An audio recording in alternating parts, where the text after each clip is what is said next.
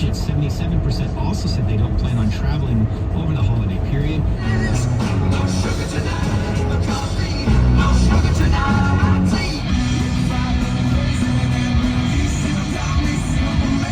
Those were the best days of my life. For destination. Come in the air tonight. Oh no. What do you think the teacher's gonna look like this year? Whoa! Got a man. I'm Bob Teacher. Hey guys, it's still the same day as the last vlog, Wednesday the 8th. It's about 9:45, and I'm about to cross the US-Canada border. And somebody did leave a comment in another video, I guess when I went to go do the Cracker Barrel 24-hour thing, and I crossed the border, and I said, oh, I gotta shut the cameras off. I think I've been told many times by I'm not sure if it's border crossing, you're not allowed to videotape. Definitely at the airport, you walk through customs with a camera rolling, you are going to be dragged into secondary and have all your bags searched thoroughly. And it happened to me one time. I didn't videotape in that process.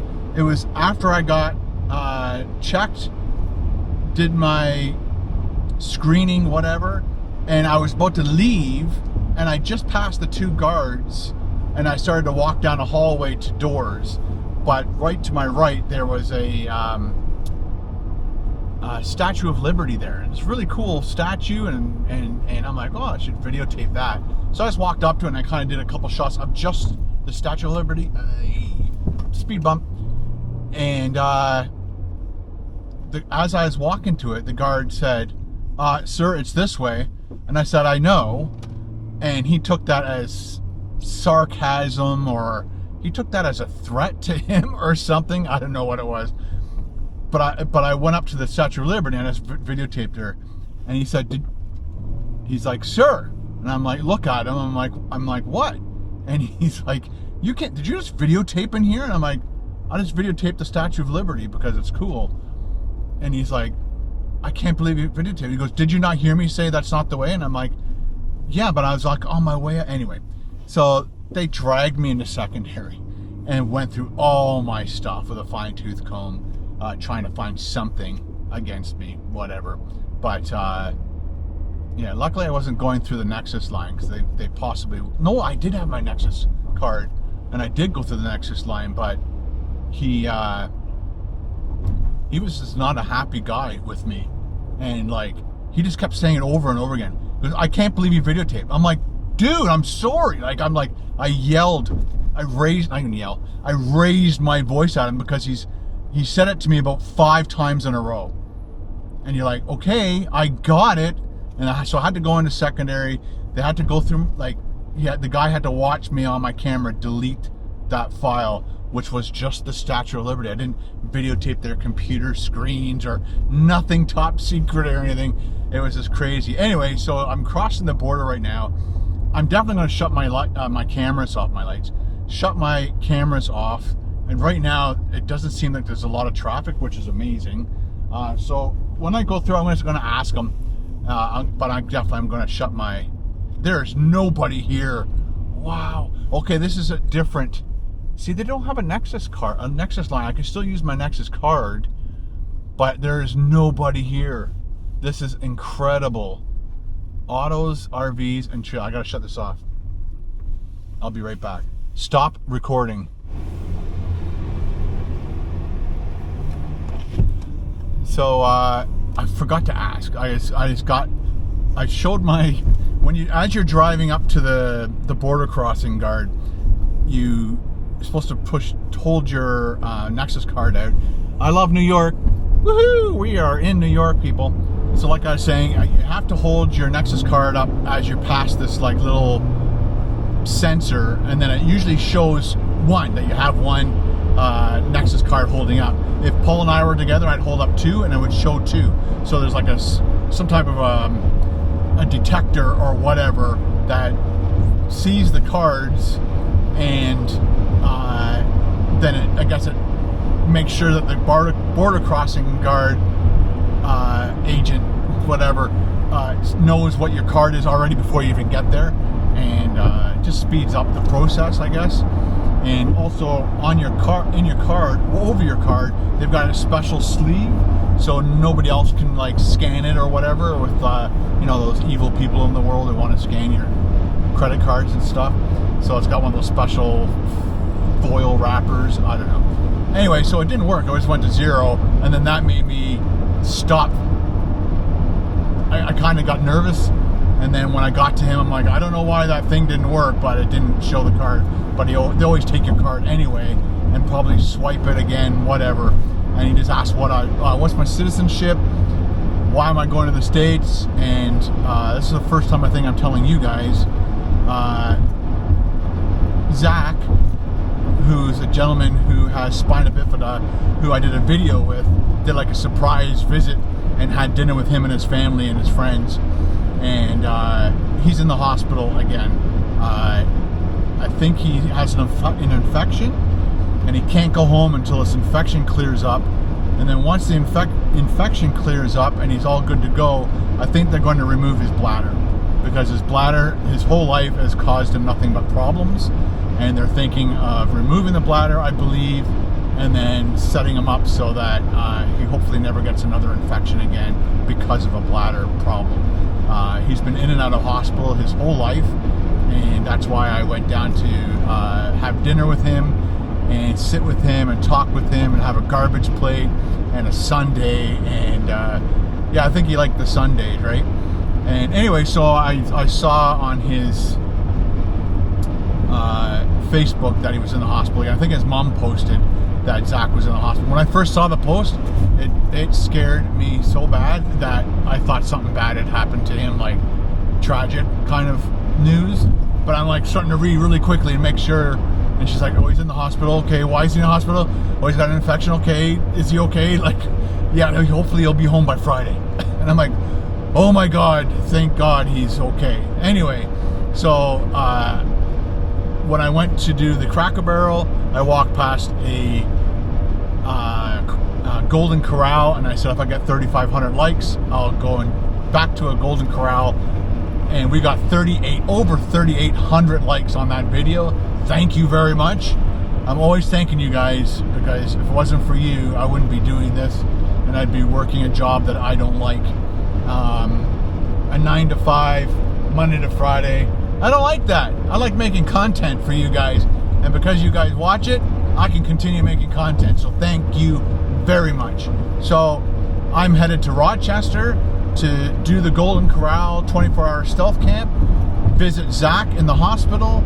I won't be videotaping anything to do with Zach unless he says it's okay. I might just put him in the vlog, and just so that you guys can say hi, see how he's doing, and I'll report back to you if he allows me to. Again, privacy is number one, and that's the best thing. So anyway, as I went through the border, I got kind of nervous and then forgot to ask him about video. I apologize. I will ask on the way back through. But again, my history and knowledge about crossing borders is you cannot have cameras rolling. I don't know why. There's nothing that's super top secret. There's nothing, I think, wrong with videotaping that, you know, if you were a bad guy, you could just look around and then describe what you saw. And there's a billion ways to videotape without anybody knowing if you were a criminal and you wanted to videotape. But there's nothing at the border, whether it's in an airport, going through customs, or crossing a border. Like, there's nothing there that to me is so top secret that you can't videotape. And like one person said in my video, why can't you videotape their public servants? But I'm not sure if there's a difference between a police officer public servant and a border crossing guard public servant. I don't know what the whole top secret thing is about that. But if you know, let me know in the comments below. That would be great. One thing I'm finding extremely hard to do is the daily vlogging. That's why I'm doing what I'm doing Again, some of my vlogs are just me sitting in the car talking to you guys about things that you've said, things that are happening in my life, things that are happening in other people's lives, like Zach's. And so I'm finding it hard to keep up to the daily vlogs. I'm trying my hardest. If you've ever tried to do daily vlogging and other things in your life, and I know people who have tried, Telus just told me, hey, welcome to the United States. If you've ever tried to daily vlog, it's incredibly hard, plus other things on top of that. If you just did daily vlogging, I could see you maybe not having, it's just hard to, because daily vlogging is all about your personal life, and you know, there's only so much of your personal life I recommend that you share. Don't share everything. I shared way too much in the past, and you know, whatever was happening, I'm like, oh, this is good. This is something good to put in the vlog, and it probably might have not been a good idea to videotape that and put that in the vlog. But so I'm trying to let you guys, I like to basically I want to share with you guys what I really want to share with you guys, and again, keep possibly other family members, friends, and things like that out of my vlogs, because I again, in the past, shared too much. You get really comfortable videotaping stuff in your home, and then like I've done in the past, I've shared my address a bunch of times by accident. I've shared my phone number a bunch of times by accident, and it's just annoying. And so be very careful if you ever decide to do daily vlogging. It's very hard to come up with stuff every single day, and it's scary, the fact that you may show things that you shouldn't show to the internet. There's some advice for you. So we're off to Golden Corral. It says we'll be there at 11:07. I locked out this morning. I still hadn't changed my clock for the daylight savings time. So when I woke up earlier, it said it was 6, but I think that was, and it was sunny, because sunny is Sunny woke me up at 7, and I looked at the clock and it said 7, but actually it was 6. And Sunny was trying to get me up to feed her, and I just kind of rolled over and went back to sleep. And I'm like, the later I wait, the later I'm going to get to Rochester and the Golden Corral, and everything's just going to be all postponed, and it's going to be, and then I'll get home later tomorrow night, because I'm just doing the one night. And again, when I'm trying to get to somewhere that's really far away, I think it was 3.5 hours away, and I've got another hour and 10 minutes to get there.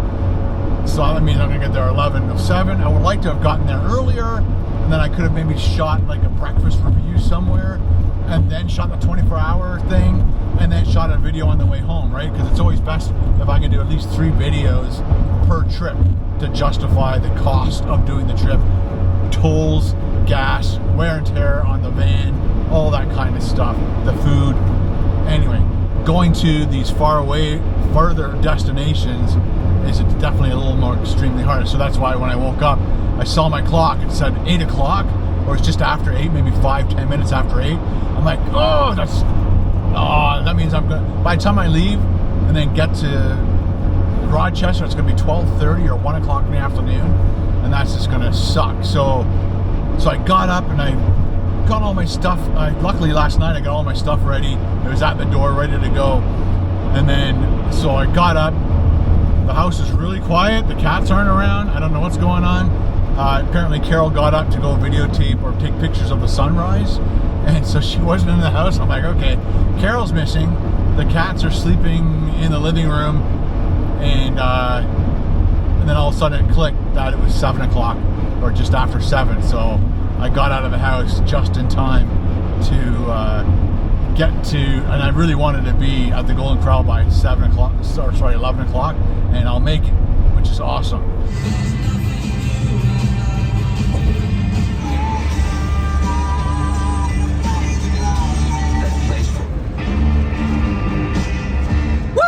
Should I stay or should I go?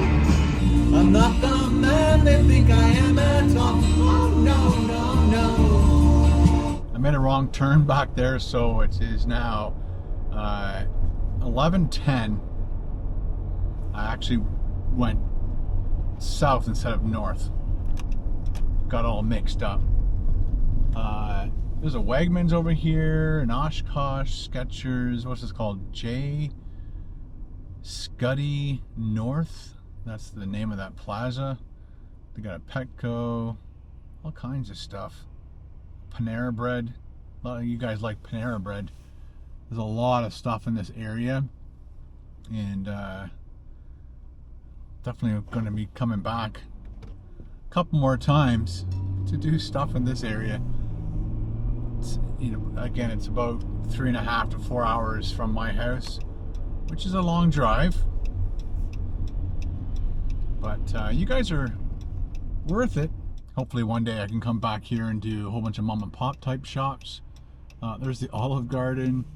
So we are on Jefferson Road, I guess in the south side of Rochester. That's why I went south by accident, because I knew this location was south, and again, I wasn't sure exactly where the highway was.